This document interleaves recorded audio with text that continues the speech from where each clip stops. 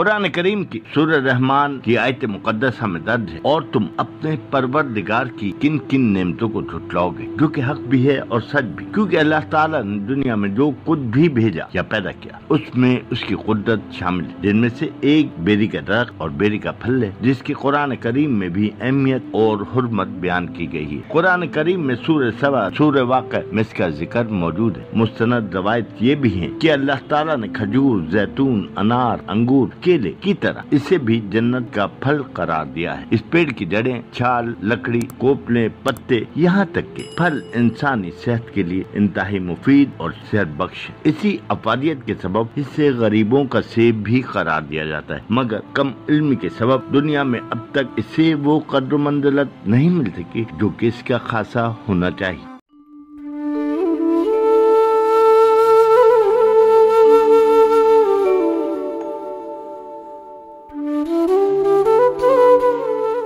मैं हूं मुसाफिर पाकिस्तानी मुख्तार अहमद भाई जी, साथी कैमरामैन शब्बीर भट्टी, कैमरा मुजफ्फरगढ़ पंजाब में। बेरों के बाग के सामने एक शाहराह पर जहां पठारों पर मुख्तलिफ अकसाम के बेर इंतहाई कम कीमत पर फरोख्त हो रहे हैं, मगर उनका कोई खरीदार नहीं जो कि अलमिया भी है और लम्हा फिक्रिया भी।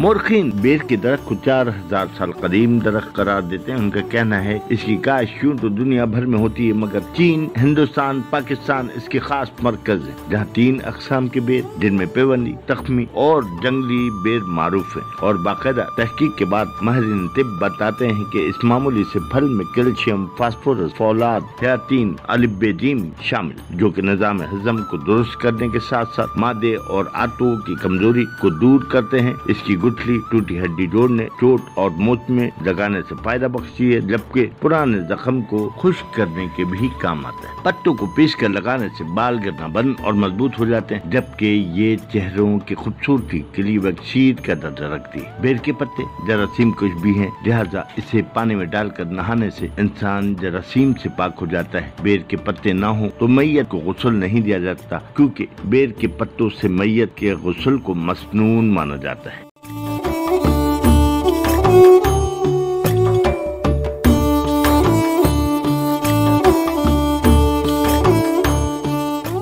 लेकिन सद अफसोस कि हम माँ की गोद से लहद तक काम आने वाले दरख्त के फल को कोई अहमियत नहीं देते। हालांकि ये वही दरख्त है जो कि इस वक्त रेगिस्तानों, पहाड़ियों, मैदानी इलाकों जहाँ पानी नापेद है, इसे उगाकर किसानों की जिंदगियाँ बचाई जा रही हैं। ये एक ऐसा पेड़ है जो कि माहौल दोस्त भी है और फजाई आलूदगी को दूर करने में मदद करता है। लिहाजा जरूरत इस बात की है कि हम अपने शहरों देहातों में इसके पौधे ज्यादा से ज्यादा लगाएं, ताकि आने वाली नस्लों को सेहत बख्श माहौल फराहम करने के साथ साथ इस दरख्त के जरिए सेहतमंद जिंदगी अता कर।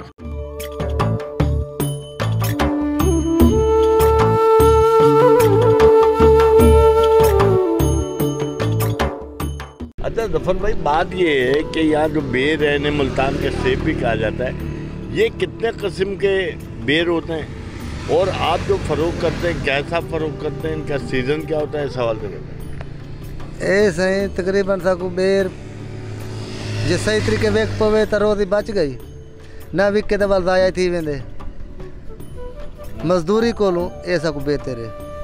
मजदूरी सारी निहार कांट कुट वेने, शाम को 500 रुपया मिलता है, और ना बालों की रोजी पूरी थी तो ना अपना खर्चा पूरा, और किराए भाड़े जहाँ दे वेंदे खत्म। मैं ये देख रहा हूँ यहाँ आपने बहुत सारे किस्म के बेर लटका रखे, छोटे भी हैं, बड़े भी हैं। कौन कौन से बेर कहलाते हैं? ऐसे अजूबा है, खीरी है, उमरी है, गोला है, सेब बेर है। हाँ, ये तो ढेर वैरायटियाँ भी हैं। लाच कौन से चलते हैं? ज़्यादा तौर से उमरी, खीरी, अजूबा।